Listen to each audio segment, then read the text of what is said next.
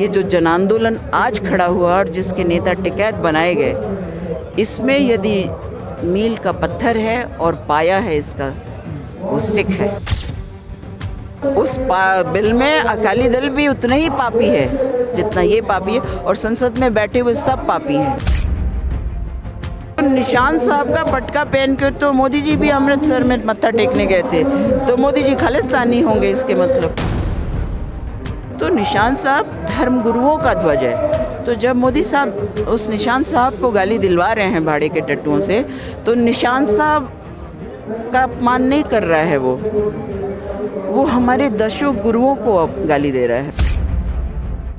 चाणक्य ने कहा कि निर्वंश और अविवाहित व्यक्ति को शासन चलाने का अधिकार नहीं है, राजा बनने का अधिकार नहीं है, और जो राजा व्यापारी हो जाए उसका बलपूर्वक वध कर दो, ये चाणक्य कहता है। किसानी अंदोलन चल रहा है। किसान अपने हक्कां नूं लैण लई दिल्ली दीआं सरहदां ते डटे हुए ने। हर एक वर्ग किसानां नूं सपोर्ट कर रहा है। इत्थे मैम पहुंचे ने इंदिरा तिवारी जी, उन्हां नाल करदे हां गल। वो किस तरह देखते हैं इस अंदोलन नूं? हाँ जी, सत श्री अकाल जी। आप किस तरह देख रहे हैं जो अंदोलन चल रहा है, सरकार की जो गतिविधियां हैं उसको किस तरह देख रहे हैं? किसान लड़ाई जीत गया भाई, जीत गया। और सिखों ने अपना फिर से इतिहास गढ़ दिया। 4 जून को ही गढ़ दिया जब वो शुरू हुए जी, क्योंकि पूरे देश में हताशा का माहौल था। क्योंकि बिहार का रिज़ल्ट आपके सामने था। 60 सीटों पे हारने के बावजूद भी उसने जो इतना घिनौना खेल खेला, तो लोगों का मनोबल टूट गया था। लेकिन उन सिख वीरों ने गुरु तेग बहादुर की शहीदी और अपने दशों गुरु बादशाहों की जो मान रखा, वो ये साबित करता है कि जब जब भारत पर आक्रमण हुआ तो सिखों ने अपनी उस वचन का, अपने धर्म का पालन किया। आज भी ये जो जन आंदोलन आज खड़ा हुआ और जिसके नेता टिकैत बनाए गए, इसमें यदि मील का पत्थर है और पाया है इसका, वो सिख है। हर हालत में पंजाब है। आज तो भरत और राम का मिलाप भी हुआ मंच पे, पूरा हरियाणा खड़ा हो गया। ये तो इसका अंग्रेज़ों का ये दलाल है ना, ब्रिटिश ईस्ट इंडिया कंपनी, अभी ट्रंप का दलाल है, शी जिनपिंग का दलाल है, ये सारी मल्टीनेशनल कंपनियों का ये दलाल है, इवेंट मैनेजर है, सेवक नहीं है। सेवा सीख करनी है तो यहाँ आके सेवा सीखे, सेवा क्या होती है। और अगर ये अपने को प्रधानमंत्री की कुर्सी पे बैठा है तो ये इसका राजधर्म है कि यहाँ आए, यहाँ की औरतों से, बहुओं से, बेटियों से, बुजुर्गों से माफ़ी मांग के इज्जत से उनको ले चले दिल्ली और बोले कि जो भी मसला है हम बात करके, जो के देश के हित में है वो। लेकिन इसने देश को बेचने का ठेका ले लिया है। बिल तो पास हो गया ना, उस बिल में अकाली दल भी उतना ही पापी है जितना ये पापी है, और संसद में बैठे हुए सब पापी हैं। तो ये आंदोलन हम जीत चुके हैं। 26 का षड्यंत्र उसके हिसाब से उसने कराया था, लेकिन वहाँ कोई दंगा नहीं हुआ था, तिरंगा नहीं उतारा गया था। लाल किला तो इसने डालमिया को भेज दिया। आपके माध्यम से मैं बताऊंगी भारतीय जन समूह को कि लाल किला इसने बहुत पहले डालमिया को भेज दिया। उस लाल किले पे तिरंगा, वहाँ 3 पोल है, एक पर बराबर झंडा लहराता रहता है, एक पोल 15 अगस्त के लिए खाली होता है और एक पोल भी खाली रहता है एक और। तो जो भी वो बच्चा था जिसको चढ़ाया गया था, चढ़ाया इन्होंने नहीं था, अब ये जाने क्या क्या षड्यंत्र रचा था, उसने निशान साहब वहाँ पर फहरा दिया। तो निशान साहब का पटका पहन के तो मोदी जी भी अमृतसर में मत्था टेकने गए थे, तो मोदी जी खालिस्तानी होंगे इसके मतलब। यही कहना चाह रहे हैं ना वो। यहाँ उसके बाद में कृषि कानूनों का जब विरोध शुरू हुआ तो वो यहाँ गुरुद्वारा बंगला साहब भी चले गए थे, फटाफट बिना किसी सूचना के चले गए थे। वहाँ भी आप फिर पटका पहन के गए थे। तो जब आप सिर पे निशान साहब का पटका लगा के जाते हो तो आप खालिस्तानी नहीं हो। वो एक बच्चा है, नादान बच्चा, जिसने निशान साहब को लाल किले पे अगर फहरा दिया तो उसने ये भी उसमें जनता को ये भी समझना चाहिए कि इसने तो बेच दिया था। उसने निशान साहब का झंडा फहरा के कह दिया कि देख मोदी, हम फिर वापस ले लेंगे अपनी सारी चीज़ें। पर कुछ लोग आके पथराव करते हैं, बोल रहे हैं तिरंगे का अपमान नहीं सहेगा हिंदुस्तान है, इस तरह की नारेबाजी की जाती है। तिरंगे इनके बाप की जागीर है क्या? तिरंगा एक संविधान से संचालित एक प्रतीक है जो हमारी फौजों के मनोबल को बढ़ाता है, हमारी तीनों कमानों को। और राष्ट्रीय एक ध्वज है, एक धर्म ध्वज होता है, एक राष्ट्रीय ध्वज होता है। राष्ट्र जो है वो संविधान से चलता है, धर्म जो है धर्म गुरुओं से चलता है।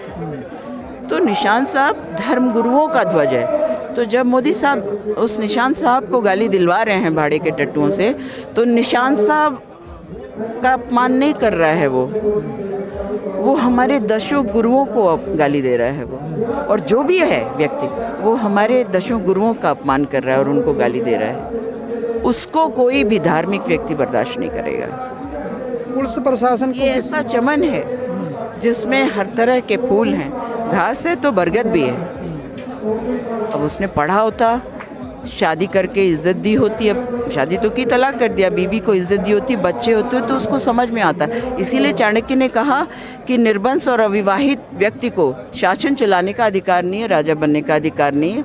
और जो राजा व्यापारी हो जाए उसका बलपूर्वक वध कर दो, ये चाणक्य कहता है। जी।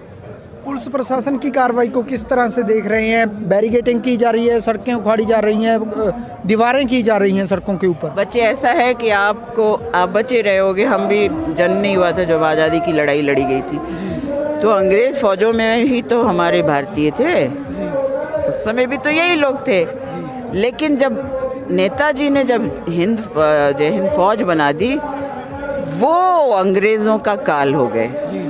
और नेताजी आरएसएस से नफरत करते थे। उस फौज में हिंदू, मुस्लिम, सिख, ईसाई सब बराबर थे। वहाँ कोई धार्मिक सांप्रदायिक कोई रंग नहीं था, कोई धार्मिक षड्यंत्र नहीं था। और उस समय जो हमारी फ़ौजें थीं उसमें अफसर अंग्रेज़ होते थे, सिपाही जो होता था वो भारतीय होता था, खून भारतीय का बहता था। नेताजी ने वो समझा दिया उनको। वो अंग्रेज़ों का काल हो गया कि अब बगावत कर जाएगी फ़ौज हमारी और हम मुट्ठी भर हैं। तो यह ऐसे ही ये जवान भी जो हैं आपके साथ हैं, सिपाही भी आपके साथ है, क्योंकि 90% वो जाट सिख हो या राजस्थान, हरियाणा, पश्चिमी यूपी का जाट हो या जम्मू का राजा हो, क्षत्रिय हो, वही हैं। वो अपने बड़े बुजुर्गों और भाइयों के खिलाफ शस्त्र नहीं उठाएंगे। जो जेपी आंदोलन में भी यही हुआ था, आपको पता है, बिहार में आर्मी लगाई गई थी। आर्मी ने कहा ये हमारे ही भाई बहन हैं, हम गोली नहीं चलाएंगे। इस आंदोलन को तोड़ने के लिए जो गोदी मीडिया है वो भी तरह तरह के प्रचार कर रहा है, अफवाहें फैलाई जा रही हैं भी हालात बहुत ख़राब हैं, गोली चल सकती है, कोई भी हो सकता है। मैं आपको 2014 में ले जाऊंगी। 2014 में मैं इसके खिलाफ इलेक्शन लड़ी हूँ बनारस से, ठीक है। वहाँ पर प्रांजल यादव डीएम हुआ करते थे। पोलिंग बूथ से 3 दिन पहले 2,500 हज़ार रुपए के लिफाफे बने थे प्रति वोटर। 27 लाख वोटर एनलिस्ट हैं बनारस कॉन्स्टिट्यूंसी में। और अरविंद केजरीवाल का भी लिफाफा 1,500 का तैयार था।